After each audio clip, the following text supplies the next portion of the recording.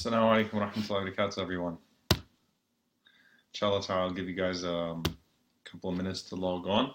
I'm sorry, I'm a couple of minutes late as well. I was having an issue with the internet connection. So, inshallah ta'ala, today what we're going to be doing is we're going to be talking about the paper that I released on abortion about a month ago, and I want to give credit first and foremost to Sheikh Muhammad al-Shinawi, Sheikh Hatim al-Hajj, and others that helped put that paper together. And let's see here. And I'll talk about just some of the things about that paper, inshallah, just while I'm waiting for you guys to log on. One of the things that we wanted to do with that paper is we wanted to write it almost independent of the current political discourse surrounding it, while at the same time being relevant to it. And I think that's something that Sheikh Hatim reminded us of as we were putting it together, is that at the end of the day, we're representing the Islamic position on it, the theological position on it, also trying to contrast the Islamic positions within themselves amongst the madhahib, and how they sort of compare. And then also looking at how other faith communities have dealt with this. Now, the reason why I think it's important to always frame it within how other faith communities look at the subject is that it allows us to sort of navigate these waters as a religious community, trying to find out how we can navigate this, how we can actually talk about the subject intelligently, true to our theology, and at the same time, in touch with current realities. So that was the idea of going to the different church positions and some of the Judaic positions. I did have that reviewed by a representative of each one of those traditions that was represented there, so that we don't misrepresent them by something that we're finding online or in journals online. Mostly they were taken from some of their official positions.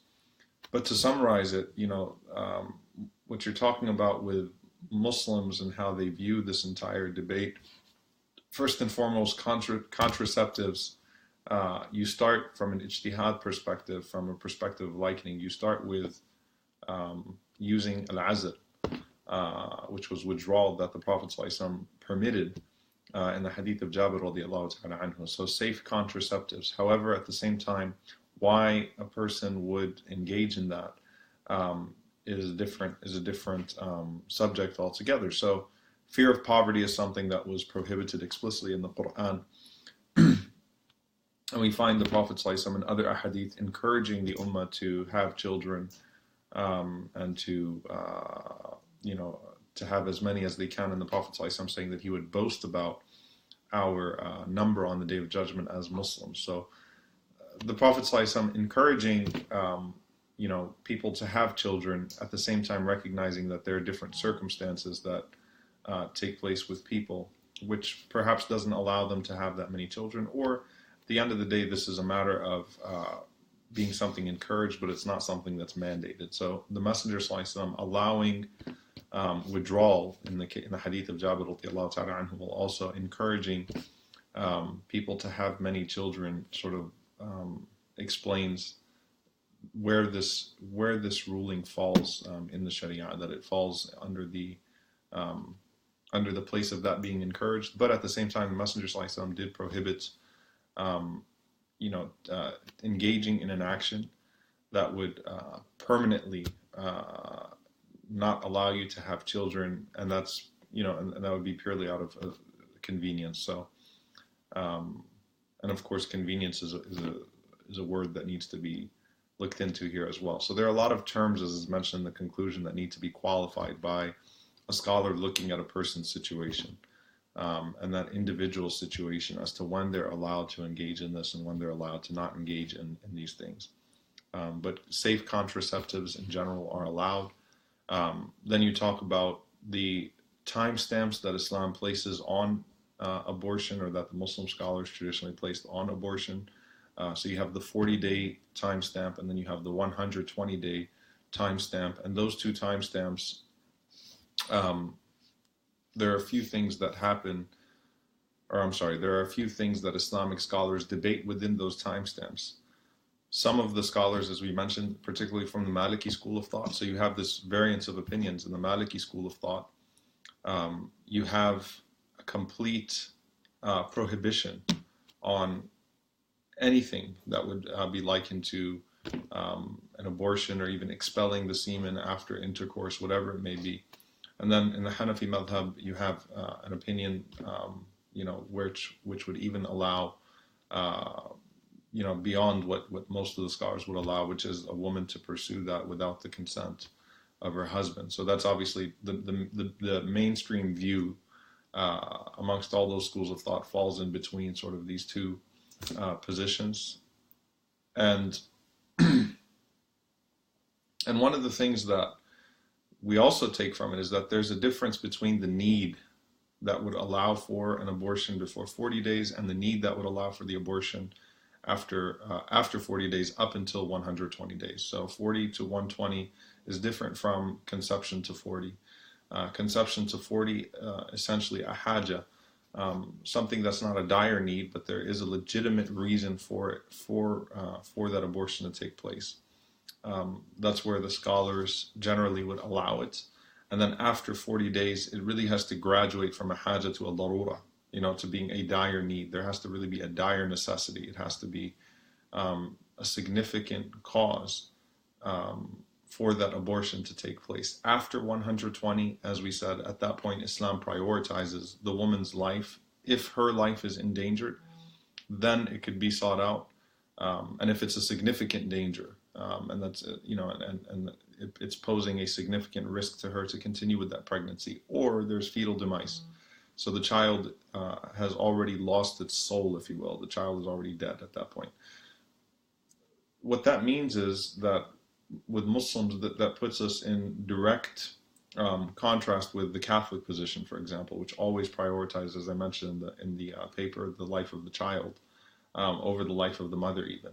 So we still prioritize the life of the mother. However, that child at 120 days is a life. It's a human life. And so it needs to be protected. It needs to be taken care of. And it has the rights of a human being at that point. The mother's life, though, is a stable life. So that's why the mother's life, which is more guaranteed, a stable life, protected life, takes precedence over the child's life. But again, if the child was to lose its life if there's fetal demise, obviously at that point, that also would allow for an abortion, and that sort of goes without elaboration. So that sort of gives you guys the just a brief spectrum of it, without going into details. Inshallah ta'ala, I'll look forward to your questions. Just finished reading this coincidentally. I always wonder for sure of Islam. So Jazakumullah khairan, Sister Farhana. May Allah reward you. The joy of the fiqh of pregnancy. Yeah, that's actually something I did a long time ago. I should probably do it again. But you could search that online, inshallah ta'ala, the fiqh of pregnancy. That was a 3 or 4 hour seminar that I did a while back, a few years ago. And it sort of just takes you from the beginning of wanting to have children, in fact, marriage, all the way to when the child is born, and the rulings of the aqiqah, and the rulings of tahniq and things of that sort. Stephen Holloway asked, in Islam, is the scholarly opinion all the same for all madhabs pertaining to abortion? No, absolutely not. There's a wide variance there. So, as I mentioned, you go from the position within the Maliki madhab, within the Maliki school, which is complete prohibition, to the to what's in the Hanafi school, the opinion that exists in the Hanafi school, which is very lenient in regards to that, particularly with the first timestamp. But no, as I mentioned in the article, there's a lot of variation there. In fact, let me go ahead and post the article in the comment section so that you guys could refer to it, inshallah ta'ala.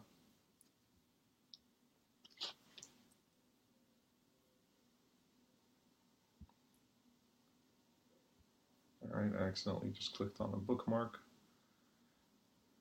There's a great article, by the way, that was published today, Overcoming Pessimism, by Sister Ruhi Tahar. Make sure you guys check that out, inshallah, as well. And here is the paper. There we go. So that's the paper. So one thing I wanted to talk about actually, which I didn't talk about much in the paper, is the political discourse. So while it's coming up, it's really interesting because if, looking at the state level, and how this subject has been navigated at times with some bipartisan support, you'll note that in some states there is a 20-week ban, meaning post 20 weeks, then abortion is not allowed, and that has actually garnered bipartisan support in some states at the state level. So I think late-term abortion is the major issue here. Obviously, what complicates the debate, as I sort of mentioned here, is that when you see it through this binary pro-life, pro-choice, pro-life would sort of conflate, like for example, the Mormon position, which would even prohibit contraceptives and prohibit abortion from the very beginning, regardless of circumstance, all the way to, the most lenient Lutheran position.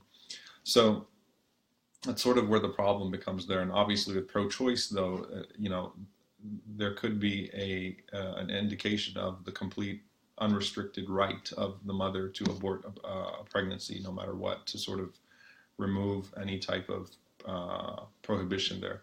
And I believe that as Muslims, we always sort of need to push for, a more balanced view of these things, because in our view, obviously, the child after 120 days is like a human being, so it has rights and it should be protected, with the mother's life still maintaining precedence. And I think that that's a view that many Democrats even, and maybe not many, but a significant amount of Democrats would even believe in the problem of late-term abortions.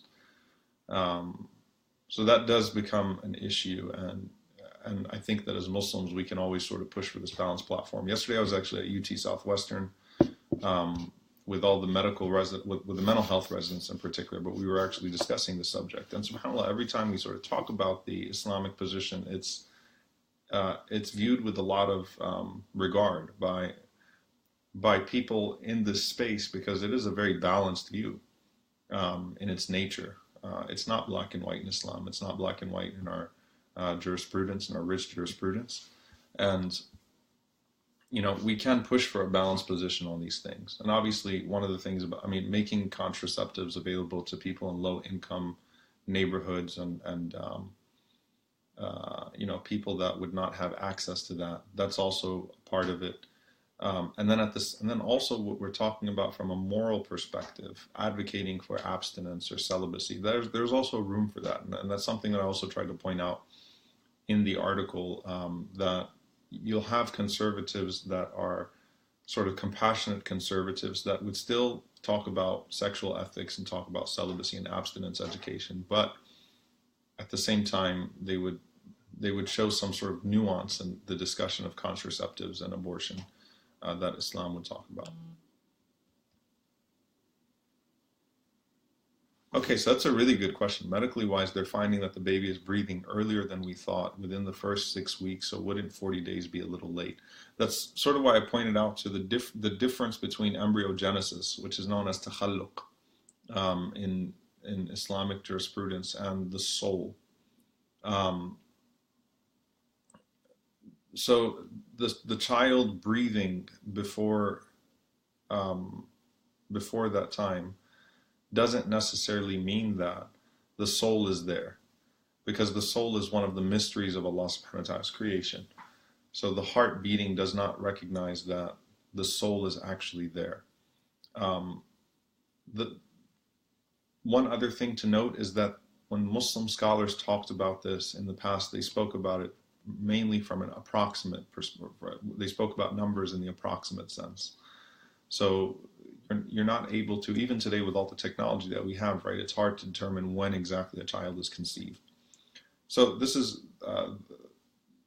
there's no contradiction between the two, because when we talk about the soul coming in, that's just a short answer. The soul coming in, we're not talking about takhalluq or embryogenesis, and it's not going to be a contradiction between the two, because the soul is from the from the matters of Allah subhanahu wa ta'ala's ghaib, from the matters of the unseen.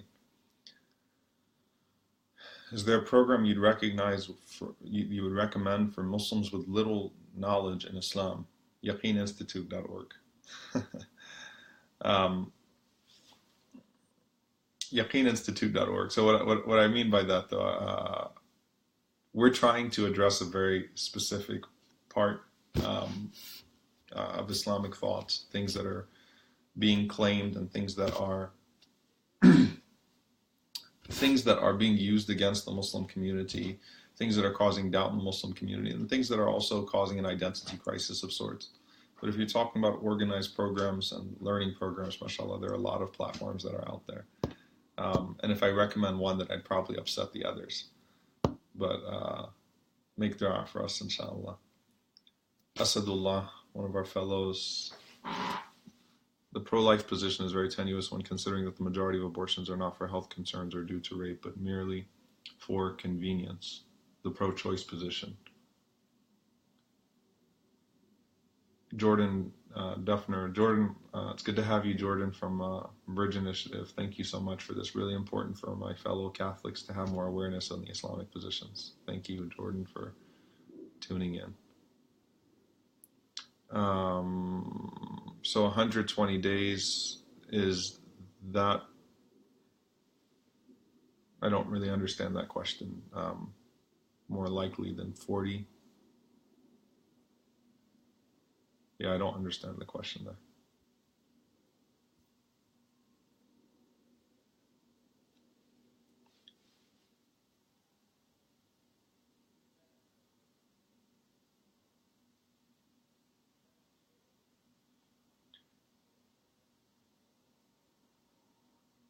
Anyone else? Am I missing any questions here? I can't tell if I am.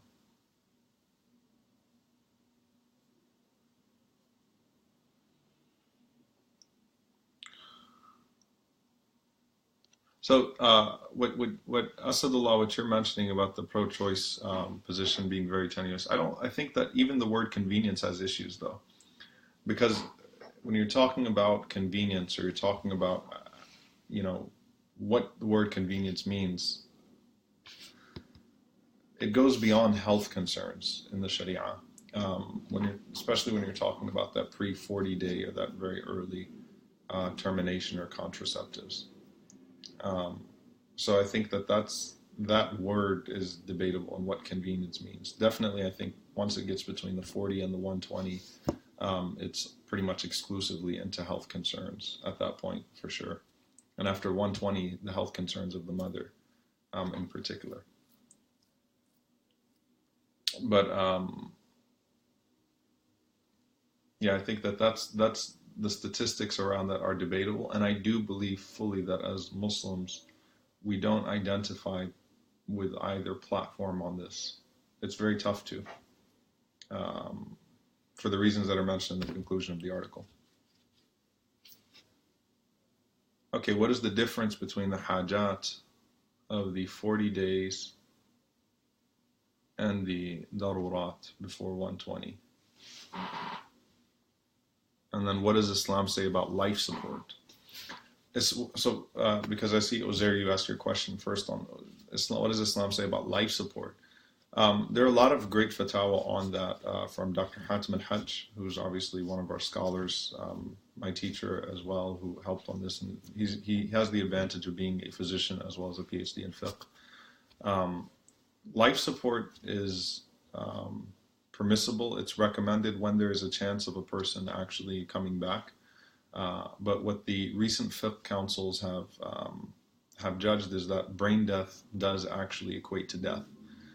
So at that point, to leave someone in that state of life support is not recommended, because brain death would actually equal death. That was the latest fatwa, the last fatwa on that issue from most of the jurisprudence bodies, including the Assembly of Muslim Jurists of America. And it's a difficult decision that everyone has to make. And it's not a black and white decision when it comes to life support, because you could have different doctors saying different things. So some of the fiqh bodies would require 2 or 3 doctors or Muslim doctors to analyze the situation and then to pass a judgment on whether or not the life support should stay.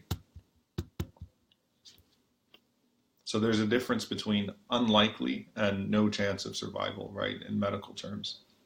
And obviously Allah subhanahu wa ta'ala controls everything. So sometimes even when a person could be ruled as having no chance, they come back. And we've seen that happen, but that is taken into consideration at that point. The difference between the hajat before 40 days and darurat before 120 days. Primarily just sort of what I just mentioned with Asadullah's comment, that after 40 days it becomes almost exclusively health concerns, if not exclusively health concerns. Whereas before 40 days it's not exclusively health concerns. So there has to be a significant health risk to the mother, to the fetus, between the 40 days and the 120 days.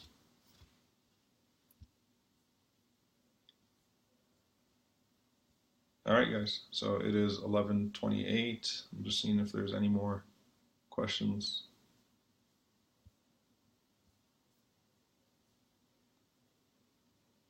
How does one who is unfamiliar with schools of thought approach all these different opinions of abortion without resorting to fatwa shopping? Well, I think that, generally speaking, as you know, this is just the general rule. This becomes a longer discussion about, fatwa shopping and what it means to follow a school of thought. But at the end of the day, it's what's mentioned in the Hashiyah by Zayn al-Abidin, that the madhab of the Ami, the madhab of the layperson, is the madhab of the mufti, is the madhab of the scholar that he goes to. So going to a trusted scholar on all of these affairs, who comes from a consistent background, is healthy for your iman. But when a person finds himself in haraj or liq, and in a significant hardship, then taking the established opinion of another madhab is not fatwa shopping to get themselves out of a hardship. So that's a good question, but I would say that that's where you go to the same trusted scholar or group of scholars that come from a single maslak. All right, so Asadullah, might there be an argument for the fact that sexual ethics seem very loose in secular, materialistic societies? So when I mention convenience, I mean to say that it seems like pregnancy in and of itself is a mere annoyance that can be done away with because the child is not a child, or the mother has ownership of her own body, so understanding that the fetus within a certain time period is not a human and thus not afforded rights. Isn't there still an issue here regarding such apathy to responsibility and the formation of life? No, yeah, so look, treating early pregnancy like it is a cold or a pimple is definitely not what we're talking about. And I do think that it's important to recognize that hearing from people that have been in that experience and that have been through that experience, and taking fact-based analysis of when people resort to, or what causes people to resort to abortion, is important here. I don't think that many, and just being in the capacity of an imam, when you deal with sisters that come to you with this situation all the time, and I think if you spoke to most imams that deal with sisters that come in the situations, it's not a candy shop, right? It's not like, oh, well, I think I'm not feeling it yet, so I'm gonna go dump it. It's not an easy decision. But I think what you're saying, that everything has to be analyzed within the bigger paradigm, of course, there's no doubt about it. Which is why I point out, we pointed out in the paper about sexual ethics and the role of sexual ethics. So the idea is that you represent the Islamic position, and then once you have the Islamic position, then at the end of the day, it's not a one-size-fits-all topic. Most things in fiqh aren't, especially when you're talking about something of this seriousness. Wallahu ta'ala. All right, jazakumullahu khairan everyone for tuning in. Subhanallah wa hamdika ashhadu an la ilaha illa anta astaghfiruka wa atubu ilayk. Assalamu alaikum wa rahmatullahi wa barakatuh.